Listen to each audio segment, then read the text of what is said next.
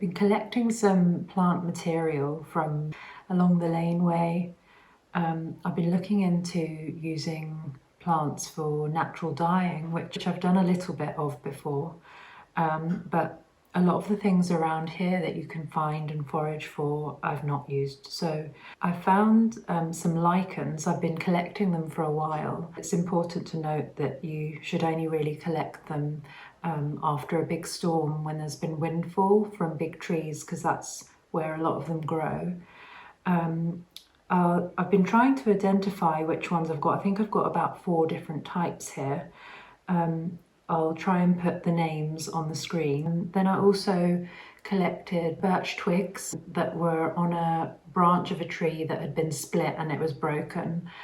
So I collected some of that, and that's in the dye pot at the moment. I'm trying to extract some dye from that, so we'll see how that turns out. I've got all my fabrics here, various silks, cottons. I've got a bit of linen in there as well, a kind of unbleached colour of linen here. So that will obviously produce a different shade than the whites. Oh, and excuse my dressing gown. It's absolutely freezing in this house. You can maybe see my breath there. It's just frozen. It's so hard to heat this house.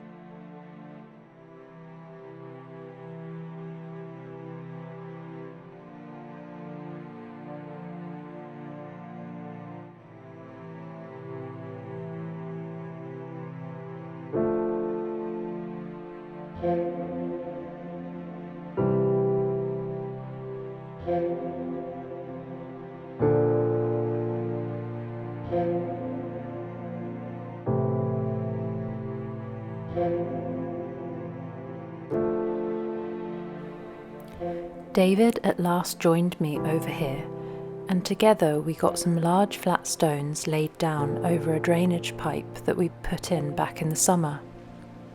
The stones were unearthed and moved around whilst digging the drainage channel, so there was a bit of a jigsaw to do to get some kind of walkway from the house area into the garden area. Believe it or not, this whole area we are standing in was completely overgrown with rhododendron.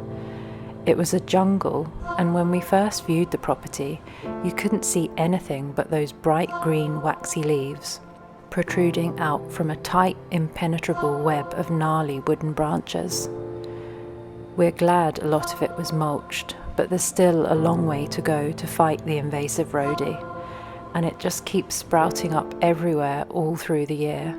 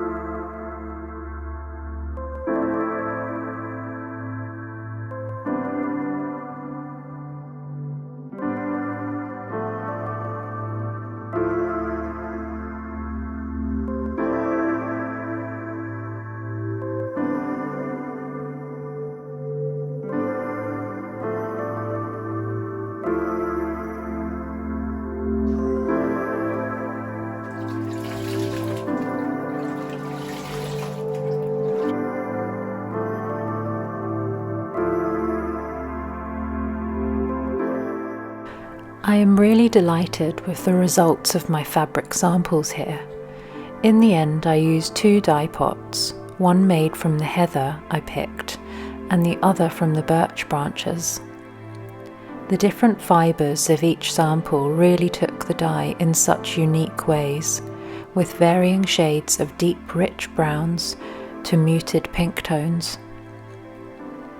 The heather dye took amazingly well on the silk satin and has given it such a luxurious quality.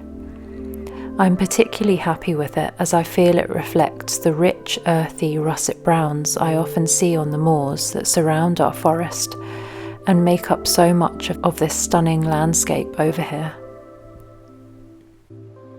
I'm planning on making up some smaller items with these smaller pieces of material that I actually dyed in the same dye pot that I did the testers, the samples in. These sections took the dye lighter as the intensity of the dye pot became weaker after I'd done the samples. This silk satin here, it's just a beautiful sort of caramel colour. It really gives it a lovely luxurious quality.